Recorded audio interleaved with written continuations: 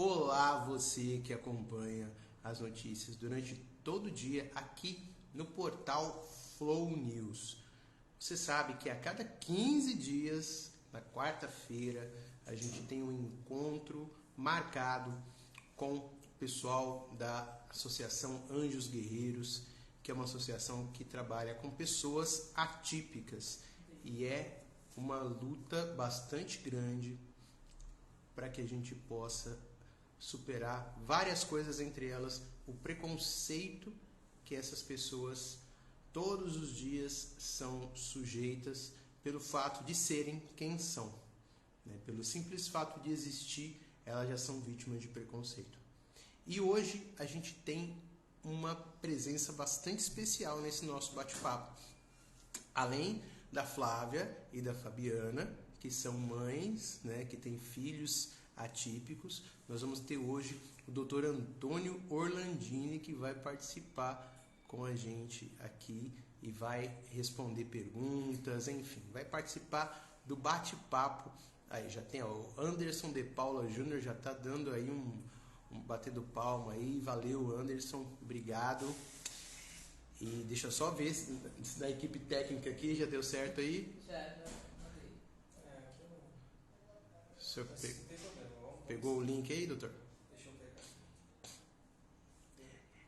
E para você que está acompanhando a gente aí nessa audiência grande que o portal Flow News tem, Brasil e países de língua portuguesa, todas as comunidades brasileiras espalhadas pelo mundo, se você tiver alguma dúvida, pode perguntar, que a gente aqui, na medida do possível, vai pedir para o doutor responder.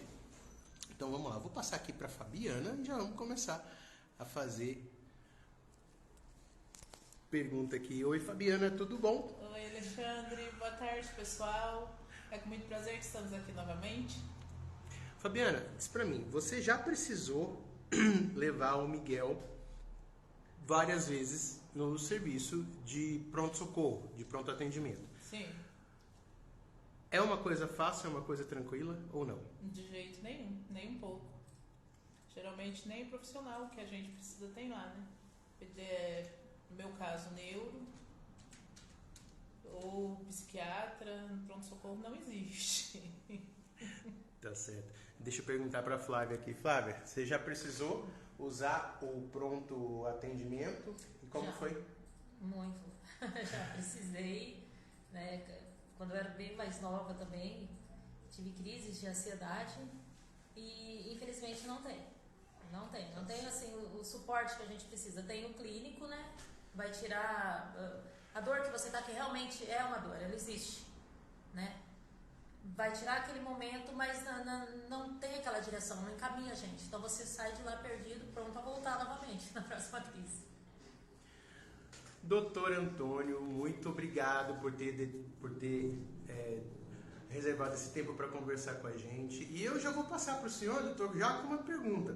Doutor, por que nós, espécie humana, em que período da história que nós resolvemos achar que aquilo que é psicológico é de menor importância ou, é dor psicológica, então é dor que não existe? Boa tarde. Bom, primeiramente é um prazer estar aqui com vocês, atendendo aí a toda a audiência da Flow News. E já respondendo essa pergunta, eu acho que as dores emocionais, elas sempre nos acompanharam, né? Eu costumo comentar sempre com os meus pacientes que desde o momento que a gente estava lá nas cavernas, nós éramos expostos a muitos estímulos, né? Então a gente era uma presa muito fácil e se a gente saísse ali das cavernas, a gente acabava sendo devorado ali por um predador muito mais forte que a gente. Então o nosso cérebro, ele começou a desenvolver estratégias para ele conseguir lidar com isso, né? E esse mecanismo naquela época já começou a ser estabelecido e ele continua até hoje. É um mecanismo que a gente chama de luta ou fuga. O mecanismo de luta ou fuga nada mais é do que o nosso corpo dizendo pra gente: olha, algo vai mal, você tá correndo algum risco, alguém está te atacando. Então, em alguns momentos, esse esse fator é identificável e outros momentos não. Então, por isso que, para que a gente consiga ter um tratamento efetivo, um tratamento que realmente tenha começo, meio e fim, a gente precisa entender quem é esse sujeito. Como esse sujeito, ele vive rodeado, né, nesse ambiente que ele convive, como ele lida com todos os estímulos que o cercam, né? Então, durante muito tempo, o paciente psiquiátrico ele foi demonizado, né? Ele era bruxo, ele era paciente que ele tinha algum pacto com alguma entidade, ele era possuído, ele era ateado fogo lá no meio da praça. E se a gente for pensar muito, não faz muito tempo, né? Então, os nossos antepassados, eles tinham esse conceito de que o paciente demonizado, ele tinha que ficar lá isolado, sozinho, fora da sociedade. E hoje o que a psiquiatria moderna vem fazendo é tentando mudar esse estigma, né? Tentando mudar essa realidade com tratamentos novos e inovadores que cada vez mais aparecem aí. Antes de eu passar para as meninas, doutor, deixa eu só fazer uma pergunta. Dentro da comunidade médica, e mais especificamente na especialidade, né, que o senhor atua, as pessoas se comenta a respeito de como anda o atendimento nos prontos-socorros, o atendimento psiquiátrico nos prontos-socorros? Sim, infelizmente sim. Quando eu digo infelizmente é porque a maioria dos comentários são de cunho negativo. Então, o paciente muitas vezes ele nem sequer entende o que ele está, qual é essa dor que ele está sentindo, porque eu digo aqui mais no sentido de transtornos ansiosos, por exemplo, que o paciente ele tem um sentimento de morte iminente. Eu estou morrendo e quando a gente pensa que está morrendo, a gente quer ir aonde? Quer ir no hospital, no pronto atendimento.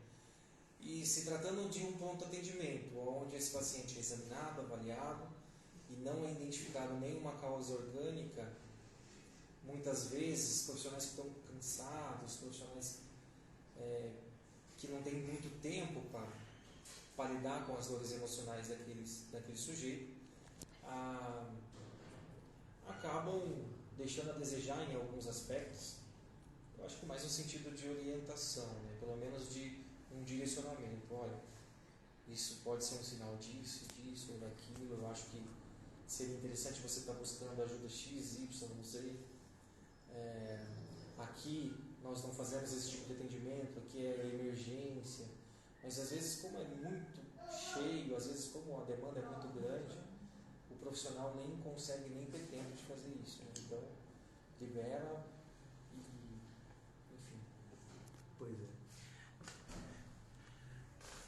E aí você, Fabiana, como mãe de uma pessoa atípica e conhecedora, né, de outras famílias, de outras pessoas que estão em situação semelhante, como que você vê essa recepção, né, das serviços de pronto atendimento? É bem deficiente. Porque assim, já teve vezes eu correr com o Miguel com alguma intercorrência, ter o neuro lá no hospital, o neuro olhar e falar, não, isso não é caso pra mim. Se uma pessoa entrando em estado de mal convulsivo não é caso para um neuro, é caso para quem? Então, tá difícil. Na rede pública tá complicado. Atendimento, falar em neuro, psiquiatra e o que o pessoal tá precisando hoje, tá difícil, tá complicado.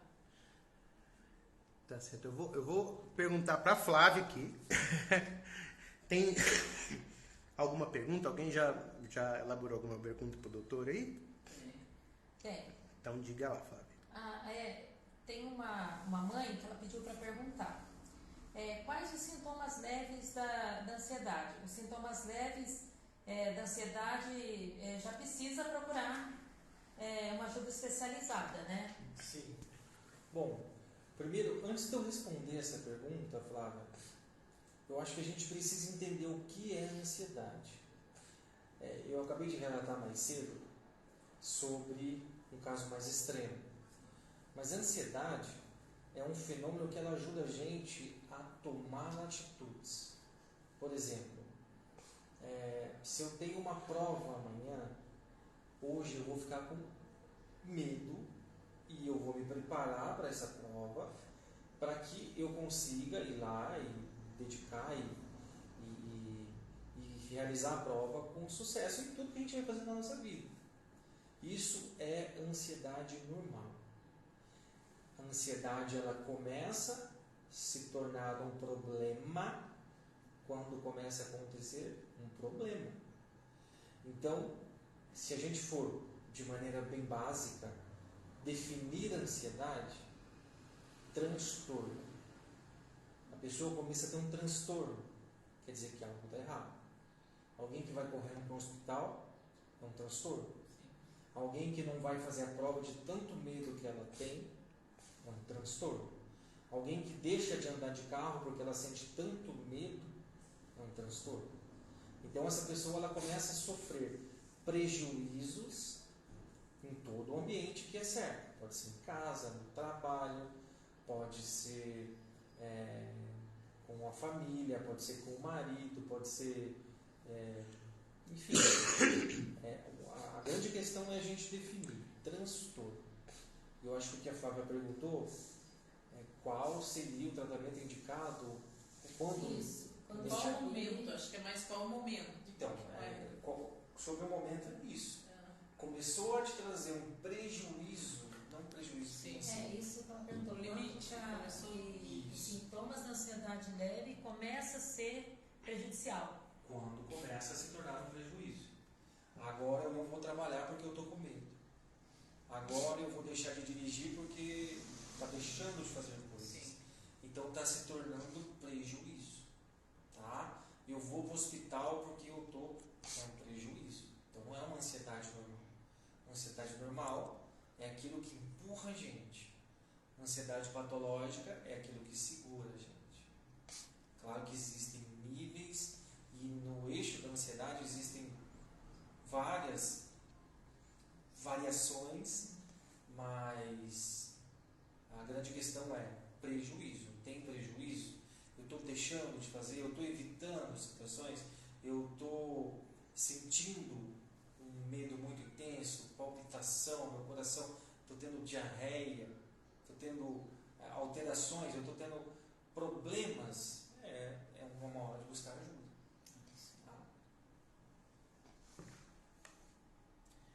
E, doutor, no caso de uma mãe atípica, vamos falar de cansaço mental,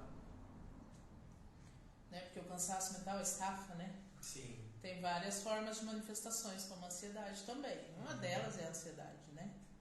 Em que momento essa mãe deve estar procurando tratamento para ela? Porque eu, como mãe, a gente sempre busca para os filhos. Sim. Aí quando a gente vai olhar para a gente já está lá, Sim. né?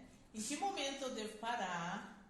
Seria certo desde o início, o tratamento junto, porque é cansativo, a rotina é diferente. Mas assim, para a mãe que está querendo acordar, que está sentindo aquele pezinho, em que momento ela deve? Não, eu vou parar, eu preciso de um tratamento também. Certo.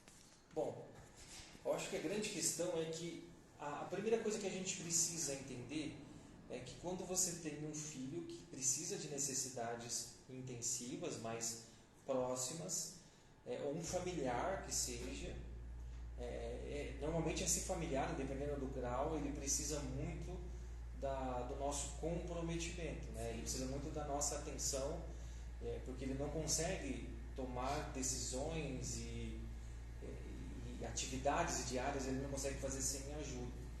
A grande questão é que esse familiar, às vezes, ele acaba isentando a própria vida para dedicar somente à pessoa que ele está cuidando. E acaba esquecendo de si mesmo. Acaba esquecendo que ele precisa ter um momento de lazer. Acaba esquecendo que ele precisa ter um momento de conforto, de distração. E nosso cérebro, como sempre, levando a gente a uma armadilha de que se eu não dedicar todo o meu tempo ao meu filho, eu não sou uma boa mãe. E não é bem assim, tá? Então, é claro que num cenário perfeito, a gente precisaria ter, enfim, tanto um acompanhamento multidisciplinar para essa criança, especialistas como fonoaudiólogo, terapeuta ocupacional, psicopedagogo, psiquiatra infantil, ou seja, cada criança tem uma necessidade específica e cada criança precisa de uma estratégia terapêutica específica. E nessas estratégias terapêuticas específicas, a nossa função principal é pegar essa criança que está ali crescendo e se desenvolvendo e tentar estimular ela o máximo que ela puder, para que ela consiga ir no banheiro, para que ela consiga fazer todas as funções básicas dela. Então, eu estou dando um exemplo básico, tá, gente? Então, a nossa função é isso, porque quanto mais desenvolvida for essa criança, quando ela tiver uma certa idade, ela vai sobrecarregar menos os seus familiares. Mas, respondendo a pergunta em relação ao familiar, o familiar, quando ele começa a dedicar muito tempo, ele acaba... normalmente, existem algumas crianças que são agressivas, que têm alguns desvios de comportamento por causa da própria psicopatologia, né? Ele não consegue entender muito bem como ele toma uma atitude no momento específico.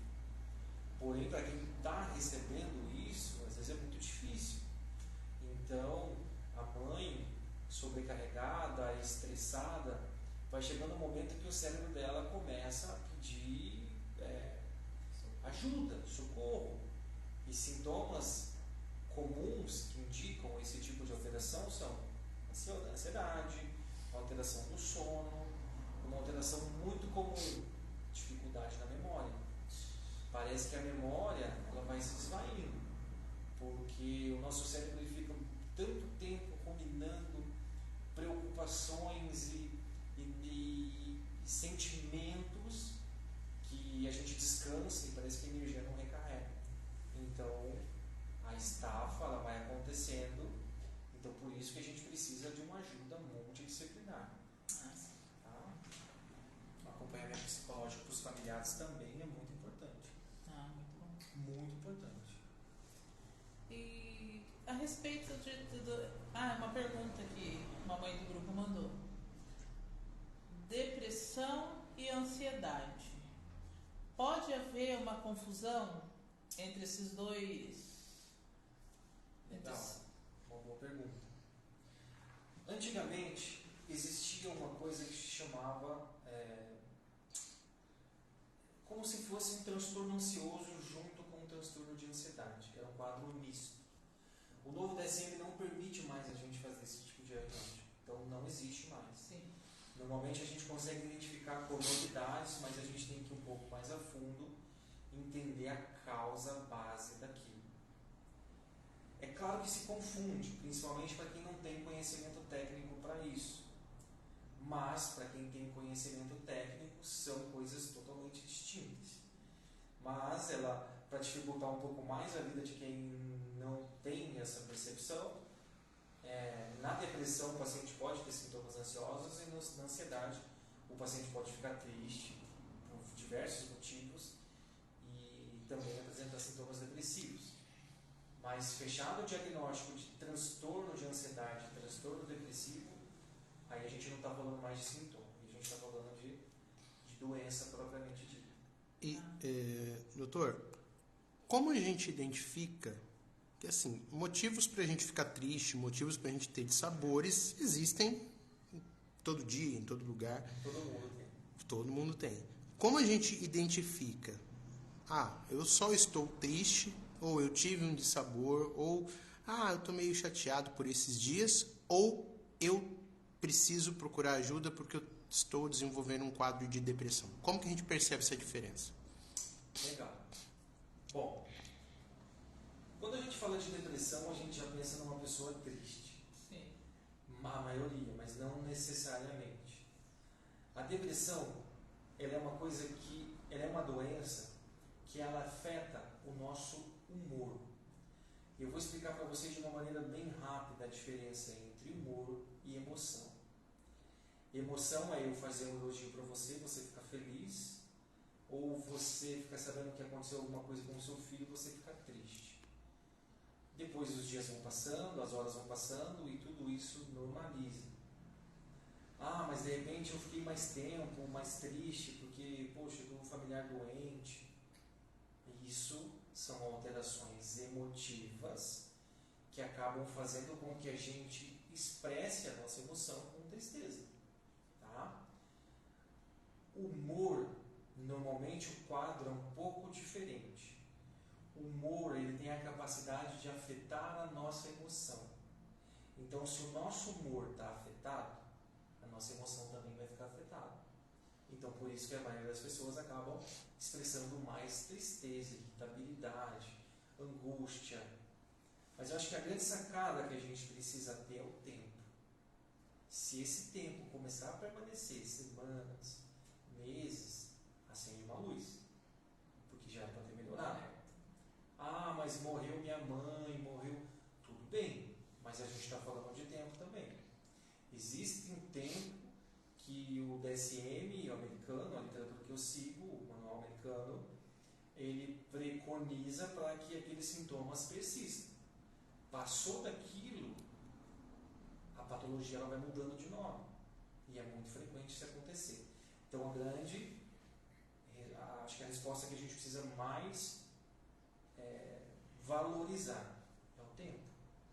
Agora, se é um quadro mais intenso, aquela pessoa tem um quadro mais mórbido, no sentido de, poxa, eu quero tirar minha vida, eu quero, não faz sentido, ou uma tristeza muito profunda que eu não vejo mais vontade de viver, aí a gente começa a acender uma luz antes.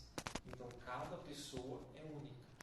É por isso que uma boa avaliação consegue dar um desfecho para a situação de maneira mais eficaz. Sim.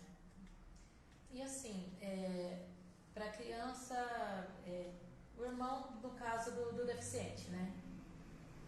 A gente tem que também estar atento, né, aos sintomas, porque sem querer a gente volta a atenção mais para a criança típica. Fica mais em cima, cuida mais como se o outro soubesse se virar, sem intenção, né? Tem que ficar atento, né, aos que sintomas assim, que a gente tem que perceber, qual a hora de procurar, ou logo que recebe-se um laudo de uma criança, já é hora também de olhar para o outro, ver a mudança de comportamento. Bom, muito legal essa pergunta. E uma grande questão, uma coisa que a gente precisa acabar com essa ideia, é de que a criança ela apresenta sintomas psiquiátricos igual a um adulto. A criança ela não é um adulto pequeno. A criança ela apresenta sintomas de acordo com a idade que ela tem, de acordo com o nível de evolução que ela está ali no desenvolvimento dela. Então, para cada idade específica, ela começa a apresentar alterações específicas. Normalmente a criança é levada num psiquiatra, né? Porque as mães acham que não deve ir num psiquiatra, mas isso vem mudando. Quem trabalha com as emoções das crianças são os terapeutas e os psiquiatras infantis.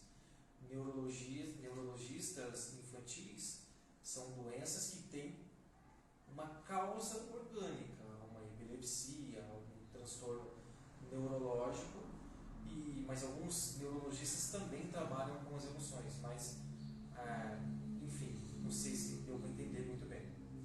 Mas a psiquiatria, ela trabalha mais através da conversação, de como essa criança se comporta, ela trabalha em conjunto com a família, com os pais, com a escola.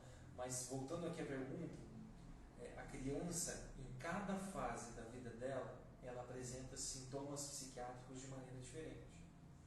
Normalmente ela começa a apresentar um atraso no desenvolvimento na escola, que é quando os pais levam a criança no médico. Meu filho não está mais desenvolvendo mais como antes. Mas, às vezes, ele não interage muito bem, às vezes ele tem ficado mais sozinho na escola, às vezes em casa ele tem ficado mais só, mais trancado, começa a ter uma alteração no comportamento dessa criança e uma coisa muito importante: dores. Dores abdominais, dores de cabeça, dores que o pediatra revira a criança e não acha. Então, criança não é um adulto que está tristinho, que está ali no canto, que não tem vontade de fazer nada. Criança, ela se apresenta de maneira diferente. Ela não vai falar para você: olha, eu estou triste, eu quero morrer, a vida não faz sentido. A criança não vai falar isso. Você tem que identificar, os pais têm que saber como avaliar essa mudança do comportamento e tentar entender essa expressão que a criança está apresentando. Doutor, hoje em dia, se fala porque assim, as crianças estão sofrendo muito também. Antes a gente via uma demanda de adulto, né? Com depressão, ataque,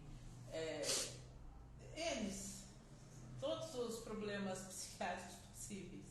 Hoje a gente vê esses problemas em crianças. A doutora acha que a pandemia teve alguma coisa a ver com esse...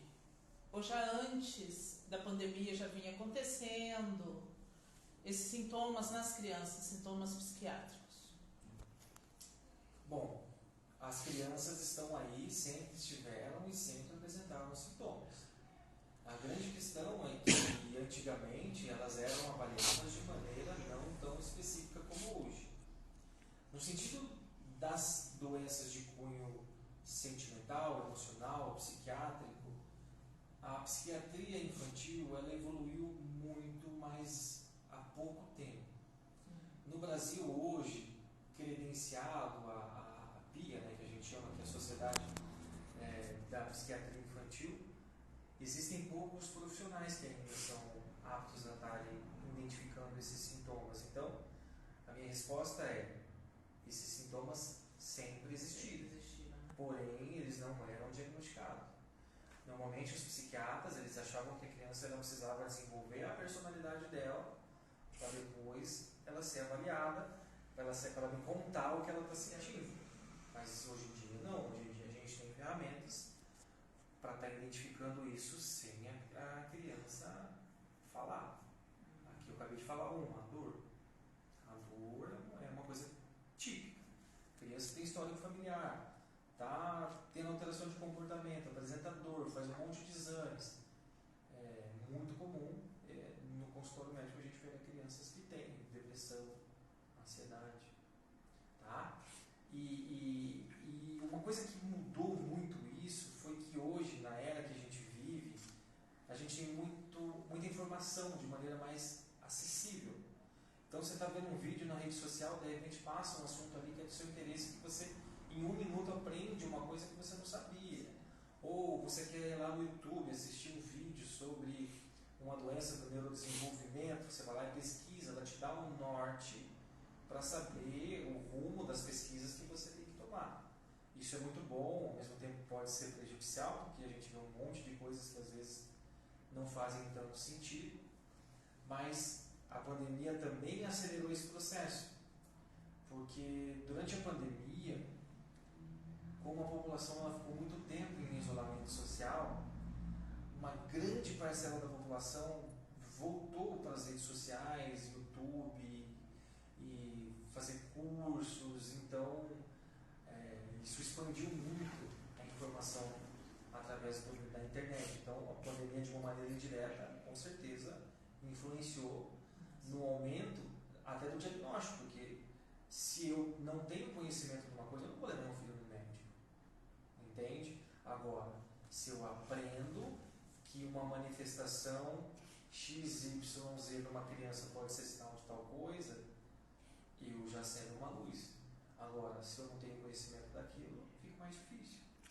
Então, o conhecimento é importante, desenvolver, é importante se autoconhecer, conhecer doenças do filho, da família, doenças da psiquiatria, da psicologia, porque hoje em dia uma grande parcela da população sofre. Mas eu acho que já sofria antes. E assim, a gente vê muitos pais se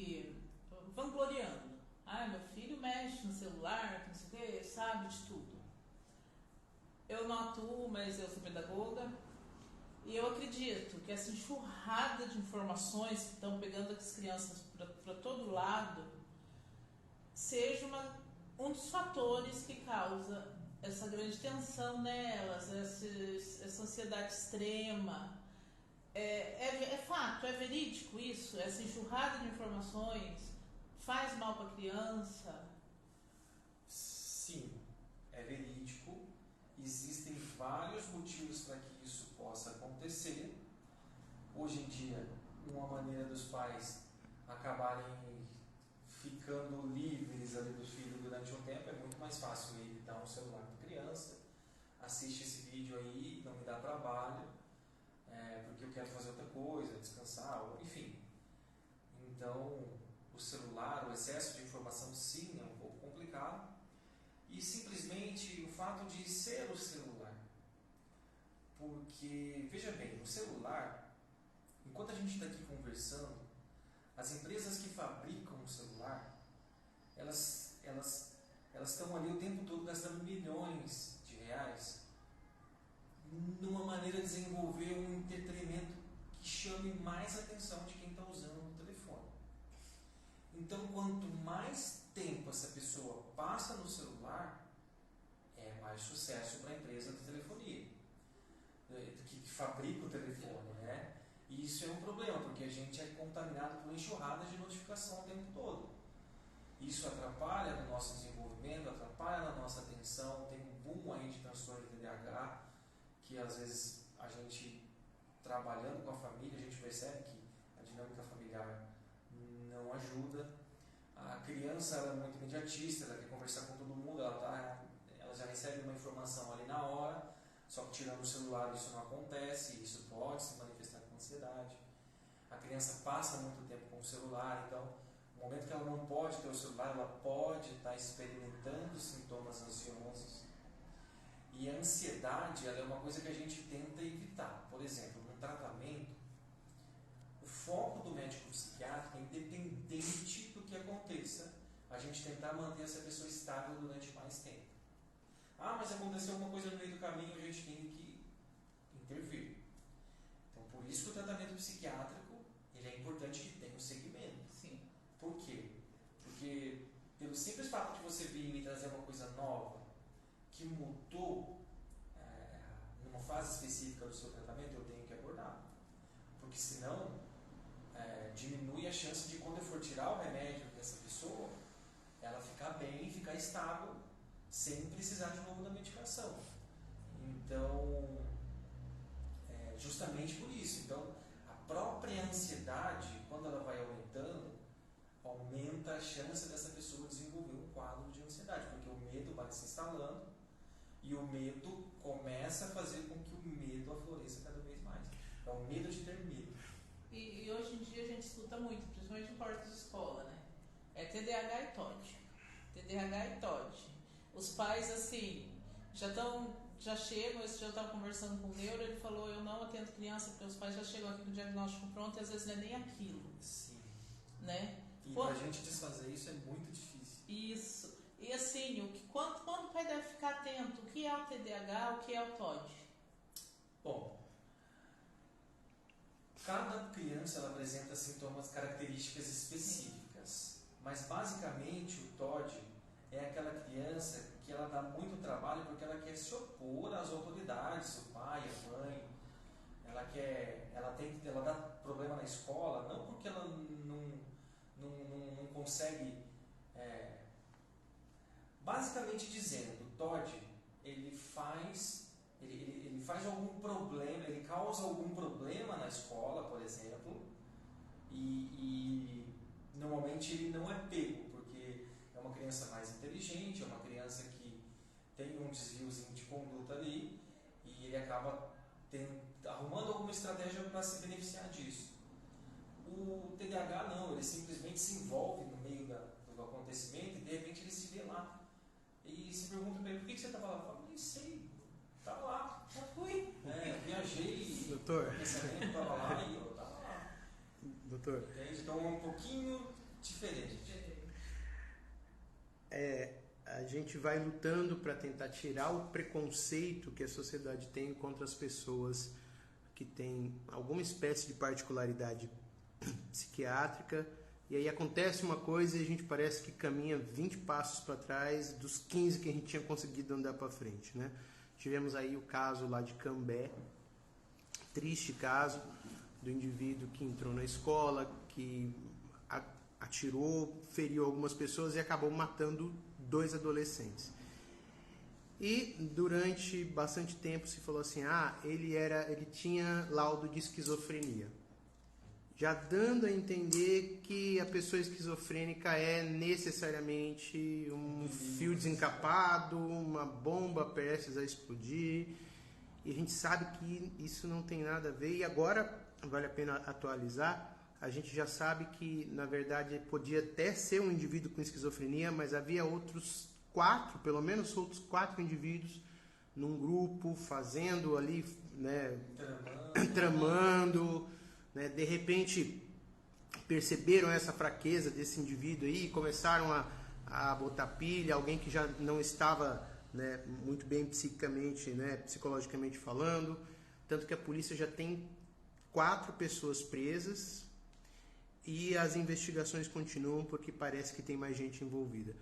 Mas falando especificamente da questão do preconceito, doutor, as pessoas com problema psíquico, elas não são necessariamente pessoas violentas, né? Não, de maneira alguma. Existem algumas patologias que acabam se manifestando mais com irritabilidade, mas isso tem muito a ver com as alterações dos pensamentos que essas pessoas têm, que acabam, o pensamento controla a nossa emoção. Então, por exemplo, hoje mesmo eu atendi um senhor, não vou citar nomes, não posso, mas ele foi em alguns colegas médicos que ele não teve nem tanto tempo para conversar e ser entendido, né? Durante a nossa conversa, a gente ficou horas conversando. Ele é um senhor que sempre foi ativo, trabalhou por muito tempo com um cargo importante na Volkswagen. Ele mora até lá no ABC, em São Paulo. Enfim, há 4 anos ele se aposentou, ele perdeu o sogro, que era uma figura importante para ele, era um amigo, e ele gostava muito. E hoje ele vive numa casa em São Paulo, não tem hobby, não faz mais nada do que ele gostava, e às vezes o fato dele estar voltando para casa ele fica irritado, mas quando a gente começa a identificar, quando a gente começa a fazer uma anamnese desse sujeito, ele não tem nenhum transtorno do humor, algo que justifique aquela alteração das emoções dele. Ele é uma pessoa que normalmente ele se irrita por tantos pensamentos negativos e mudanças que ele teve na vida dele depois da aposentadoria. Ele era um cara que tinha propósito, era ativo, trabalhava, fazia um monte de coisas, se sentia importante, e de repente agora ele está dentro de uma casa grande, sem filhos, com a família, a esposa cobrando ele no sentido de buscar ajuda, a esposa também tem alguns problemas psiquiátricos. Então, normalmente quando você identifica a base dessa psicopatologia, com uma simples conversa a gente já começa a reverter essa situação. Mas a grande questão é que a população ela não tem ferramentas psíquicas para aprender a lidar com o pensamento, porque o pensamento que começa tudo, né? Sim. Você está dando de depressão, de ansiedade, claro que tem muito mais coisa além disso, mas eu estou dizendo assim, que para que ela tenha um tratamento adequado, ela precisa aprender a lidar com o pensamento, ela precisa aprender a lidar com as crenças. Tem algumas crenças que são estabelecidas no decorrer da vida dela, que a gente precisa mudar algumas coisas, trazendo ferramentas e evidências de que, conforme ela faz algumas alterações na maneira de ver a situação, ela já começa a se sentir melhor. É claro que existem muitas variações, mas é um exemplo básico do que nem tudo toma aqui essa receita desse remédio tarja preta e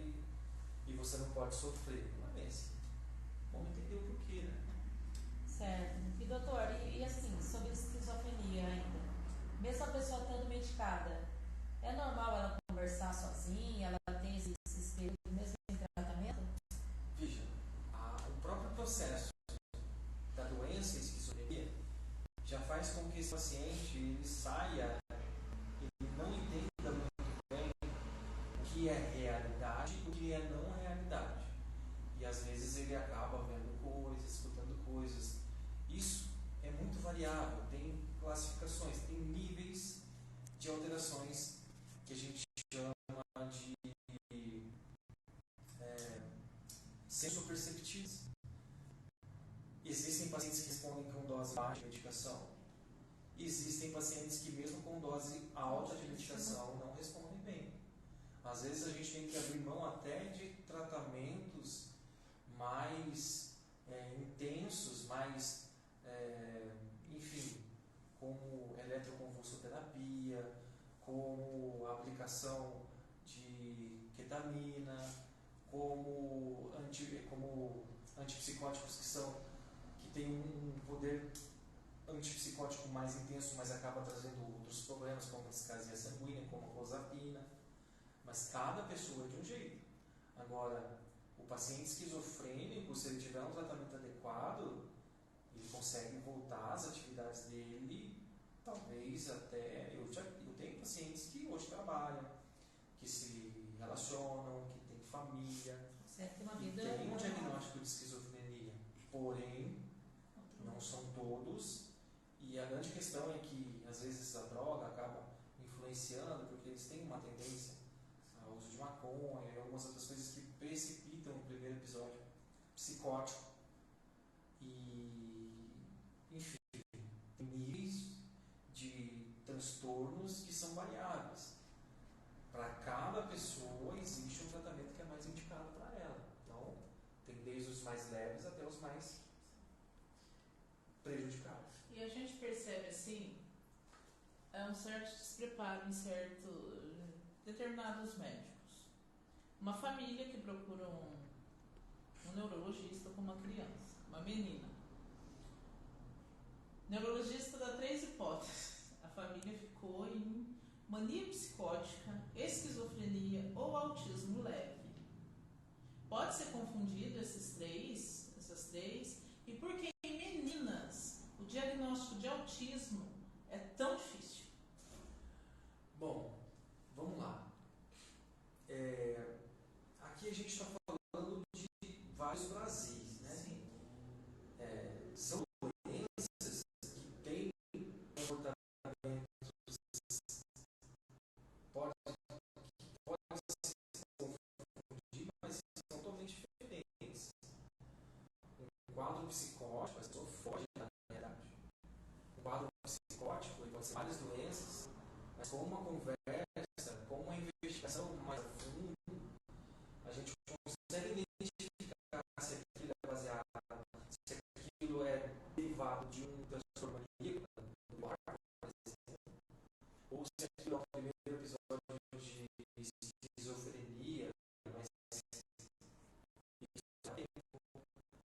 isso é uma investigação a fundo, com família, com as pessoas mais próximas, a criança, a criança adulto, com a situação da ação perspectiva. Então, um profissional especializado nesses diagnósticos, ele tem ferramentas para conseguir entender melhor qual é a origem daquela alteração sensoperceptiva. Um profissional que não tem essa capacitação, ele não vai saber, mas eu acho que o problema para mim é a questão ou sou autista, ou sou esquizofrênico, ou sou bipolar, ou talvez não pode ser nada, pode tomar um remédio aqui e entrou com uma bebida, entrou num quadro psicótico, ou ela está com infecção muito alta e teve uma fusão. Então, acho que a questão do quadro psicótico, quando chega no hospital, a origem ela não é muito identificada.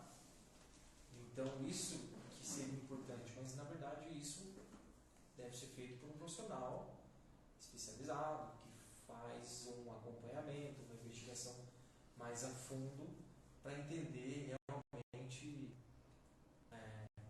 qual o diagnóstico exato daquela criança. Mas o profissional no pronto-socorro não vai conseguir fazer isso. Doutor, estamos chegando ao fim desse nosso bate-papo Quero agradecer muito. Vamos para você, Fabiano. Quero agradecer muito o senhor ter separado esse tempo para conversar com a gente. E vamos terminar com essa pergunta, Fabiana, então. Vamos lá. Eu vou fugir um pouquinho daqui do que a gente estava falando, porque eu sou ativista da cannabis.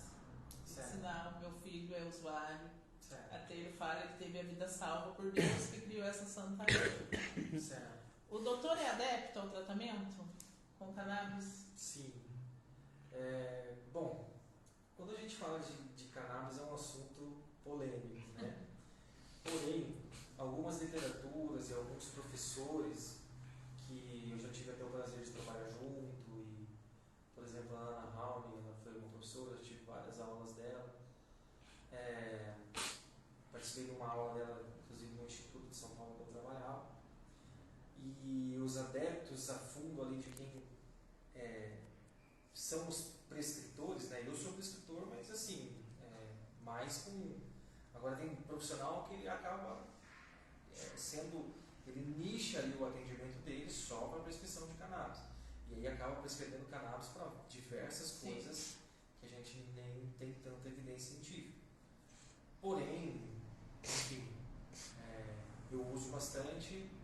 Alguns professores até falam que é um absurdo uma criança autista não fazer uso de cannabis, mas eu concordo em partes, mas sim, é uma ótima medicação, funciona muito bem, dependendo do que você quer esperar do efeito da molécula, o canabidiol é muito importante. Inclusive, THC também tem suas funções medicinais e quando consegue potencializar muito o efeito do CBD. E quando a gente sabe o que esperar, o efeito que você espera daquela medicação e do paciente que você está, não tem problema nenhum. Até porque meu filho ele usa o CBD e o THC. Sim. Quer dizer que ele é um usuário de droga? Não. E a partir de qual idade que o doutor atende? 3, 4 anos de idade a gente já começa a examinar as crianças. É claro que quanto mais novo essa criança, ela começa a apresentar doenças que são mais graves.